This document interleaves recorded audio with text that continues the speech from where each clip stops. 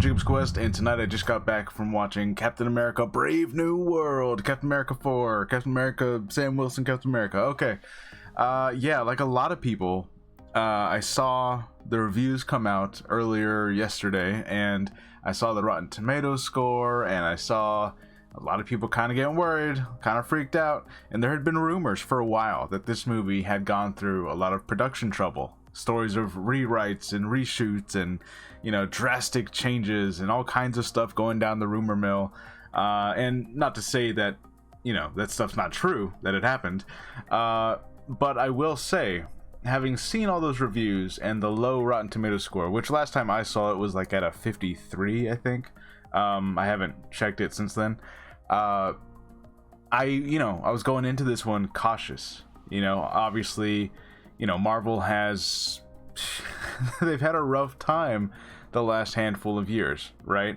And so I'm going into this one going like, oh man, just be a decent action movie, just have some like interesting Marvel stuff happening that I can go home and think about and be invested in the MCU again. And I gotta say, I was really happy with this movie. I was very shocked, you know, and then maybe going in there with like cautious, you know, like slightly lowered expectations kind of like helped my experience here.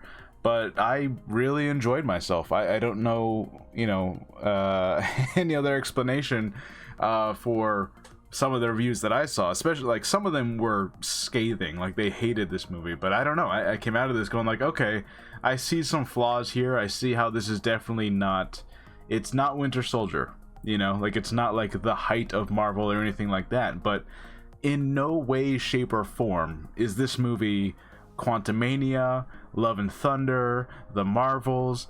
It is not those. Like I you know, I can tell you that right now. So if you're worried that this is going to be like the bottom tier of the MCU, it's not. It is a perfectly fun, serviceable, you know, interesting thing that happens. And I think it is going to face some challenges for several different reasons that I'll get into, but I think overall it's a fun time. I like everyone in my theater seemed to really enjoy themselves. I didn't hear anyone go like ugh and like complain about stuff. Like it seemed to hit the mark, pretty much exactly what it promised in the trailers.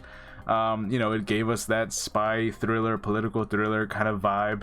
I don't think it's as smart as Winter Soldier was, or as, you know, as tightly written, but it does share a lot of those elements, and it does work for the most part. I feel like, you know, some people might be disappointed in like the ultimate villain is, in like what his motivations are. Some people might be kind of confused even, but you know, it kind of reminded me of Civil War a lot, and I remember people complaining about Civil War's villain just being a guy, you know, Zemo. I remember people complaining about that then, so I'm like, okay, I can see similar complaints happening from this. You know, we're getting very similar vibes. And I don't know, overall, when I think back to some of the things that I saw criticisms of about like how this doesn't like further Sam's story or his struggles to live up to Captain America, that seems completely wrong to me. Like this movie actually covered that quite a bit. Like there are several moments here where like that is the sole focus of these scenes between these characters, and I don't know, like that seems like an odd criticism because I don't understand that one at all. Like they very thoroughly cover Sam being Captain America and all the stuff that brings with it, you know, in many different ways. So I don't know, don't really get that one. But yeah, overall, really decent action. I actually had like, you know, the action was on point, really great. As far as like how much this furthers the MCU, I was actually surprised, because while this is its own self-contained story, like it should be, there actually are several nods to like what's gonna be happening, what we're setting up. You know, next time we see Sam Wilson Captain America, he's gonna have done several things that this movie like directly is like, hey, this is what we're doing next, this is what his job is once this movie ends, you know. So like it's gonna answer some questions. In fact, this movie itself answered a lot of questions that we've been wondering for a while. So I don't know, I was really happy. I enjoyed the characters. I think everyone, you know, got their, you know, parts to shine. There's a little bit of cheesiness, a little bit of hokiness. You can feel the editing and where some reshoots definitely took place, and you know, some of it does feel kind of like they had to Frankenstein this together a little bit, but I think it works. Like this works so much better than like the worst thing possible. You know what I mean? Like when you think about a movie that was Frankenstein together and is just a complete mess, you think of your Morbiuses and your Madam Webs and your stuff like that, right? Like this is actually a really solid, serviceable film. And, you know, I would put this at a solid B. You know, like this is fine. Like there's nothing wrong with this movie. So I don't know, its Rotten Tomatoes score is kind of baffling to me. But hey, we're gonna get into some spoilers, so let's go ahead and get into that. Here we go. Spoiler section. Spoilers. All right, so this is your warning to, you know, go watch the movie. I highly recommend you do, actually. Like you'll have a good time, I think. Anyways, let's go ahead and jump into it. Okay, so the first thing I gotta talk about is that this movie is very much like half of it is a sequel to the 2008 Incredible Hulk movie, in that it's bringing forth several characters and several direct plot lines as to like immediately where that one left off, we're like following that back up, you know. And a lot of you people who saw the leaks and the rumors and all that, you already know what I'm talking about. Samuel Stearns, the leader, is back, okay, and he is the secret villain pulling the strings. And the movie doesn't, like, you know, they don't say it up front to where like our characters know this, but they make it pretty blatantly obvious for the audience to like, they even mention at the beginning like, oh yeah, and we arrested Stearns and he hasn't been seen in a while, you know. So like, okay, so he's the guy in the shadows, right? We remember.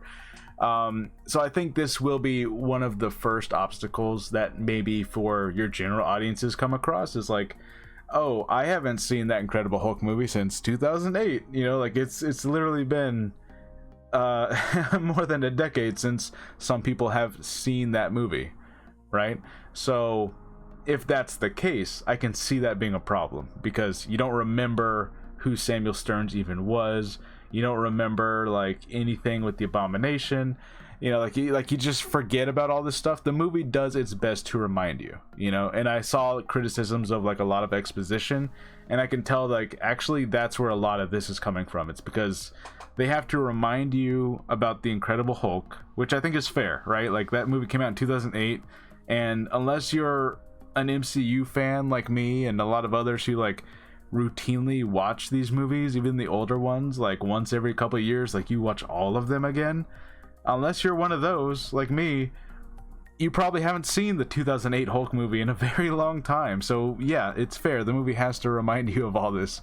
The movie also has to remind people of what happened in The Falcon and the Winter Soldier, the Disney Plus TV show, because and I think this is kind of like the double-edged sword of having Disney Plus shows take place in canon with the MCU, is that if you want to carry plot lines over and characters are being introduced in those shows, then when a movie comes out with those characters, you kind of have to put the work in to completely reintroduce them with a lot of exposition to the audience really quickly, because you know that at least, you know, half, if not more, of your general going audience either never watched that Disney Plus show or they don't remember what happened, because that was what, 3-4 years ago at this point when that show came out. So like, it again, if it feels exposition heavy, it's because yeah, they kind of have to.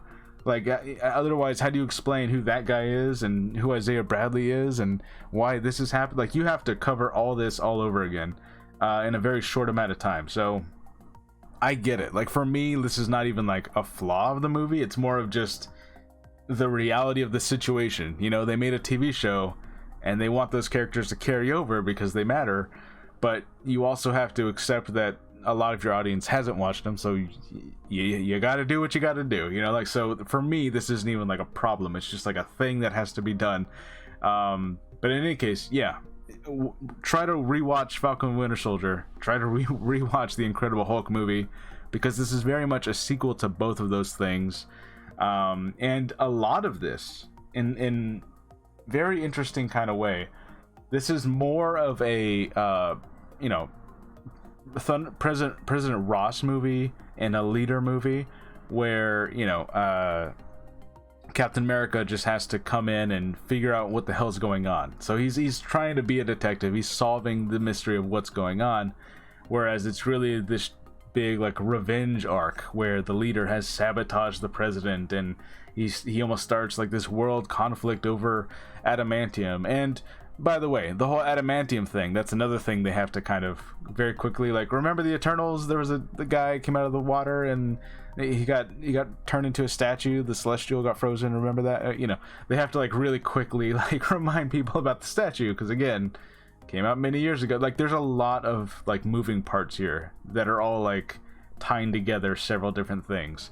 Anyways, the adamantium is also like just a backdrop, you know, like it's just like a plot point. It's not, the movie is not about adamantium, it's not about Celestial Island itself. It's more of just like it's a thing that they use to further the villain's plan and what he tried to accomplish here.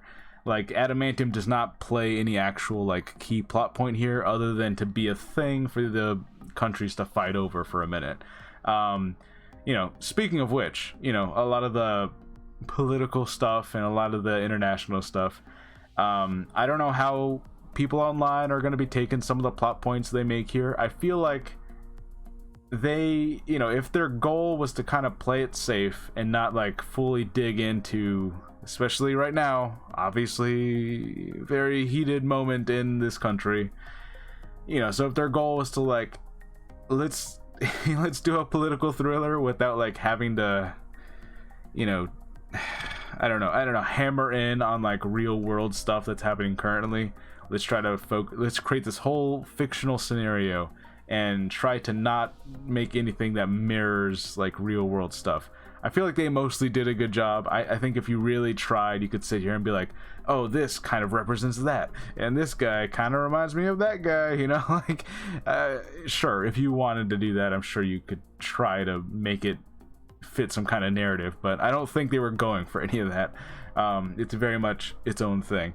But yeah, just overall, I think this was a really solid entry. I enjoyed this one. You know, we got a Red Hulk moment. You know, it's they do a good build up. You know, like they make you wait for it. But as like a third act, like big finale fight, I think it really worked. You know, I think it was totally worth the wait to get to that Red Hulk moment. And the leader is captured. He kind of turns himself in because, you know, he's not a fighter. He's not gonna like get in a suit and try to fight or anything. Like, he's the thinker. That's what he does.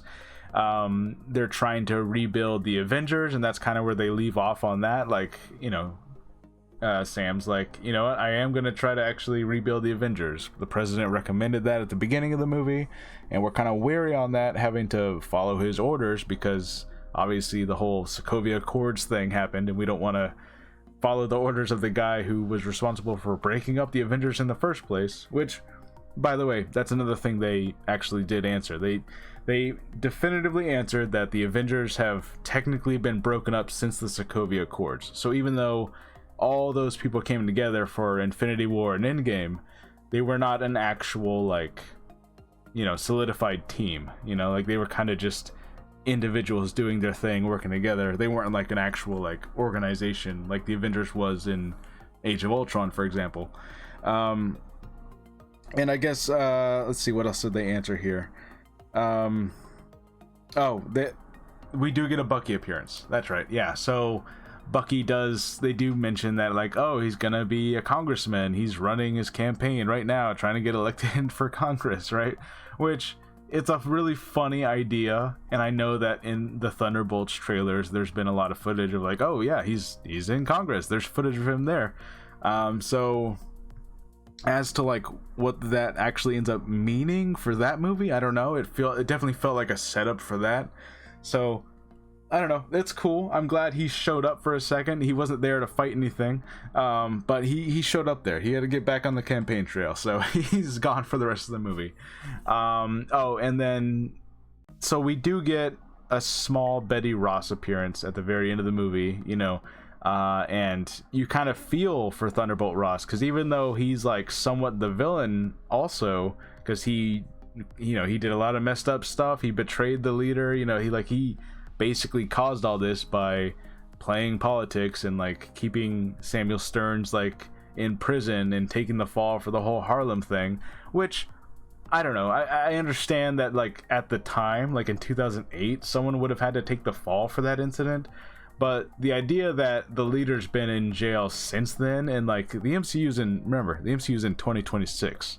So like, this guy has been in prison for so long. And it kind of feels like at any moment Thunderbolt Ross could have let him go. He ended up using him to save his life because he had like heart problems, and he was like, I was dying, I had to go for him for help, and he ended up letting me take these pills, and then it turns out the pills were giving him gamma radiation and all that stuff, and of course that's how you get a Red Hulk. The only thing is, like, this also kind of retcons what we saw in Civil War, because remember, he shows up and he's talking about like, oh yeah, I got a triple bypass, and it, I'm done with, I'm done with war, and now I'm an elected official, right? But now we know that triple bypass he was talking about was actually something that the leader had done and saved his life by taking these pills. So that whole time since like Civil War, he's been taking these pills and just slowly getting more and more, irradiated, which is pretty cool. I think the one thing that I really would have like loved for them to do is address Bruce Banner or Hulk, or like maybe even an after credit scene where he shows up, or he's like on, like they try to call him, or like anything, right? I think that's like one thing, is that like Bruce Banner is talked about several times in this movie, but he never shows up. They don't try to call him. They don't try to like, oh hey, there's a Red Hulk, somebody call the Hulk, because he can control his Hulk. So like, somebody call him. Like, no, nobody. Okay. Now granted, the fight only lasts for like maybe 10-15 minutes, right? So like, they don't have forever to wait for someone to show up. But I don't know, I think a little cameo of Bruce Banner would have done some good, especially because they're tying this so much into the Incredible Hulk movie. Yes, I know it's Mark Ruffalo, not Edward Norton, I know, but still, it feels like they should have gotten a small Bruce Banner cameo, and they didn't do that, which is interesting.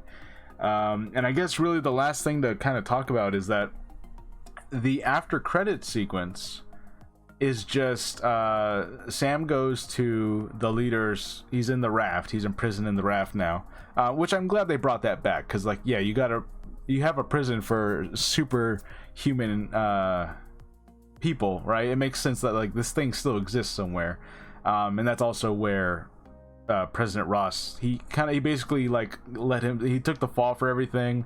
He got himself arrested. He's like, yeah, this place is like the only place that could hold me if I have another incident, so I'll just stay here.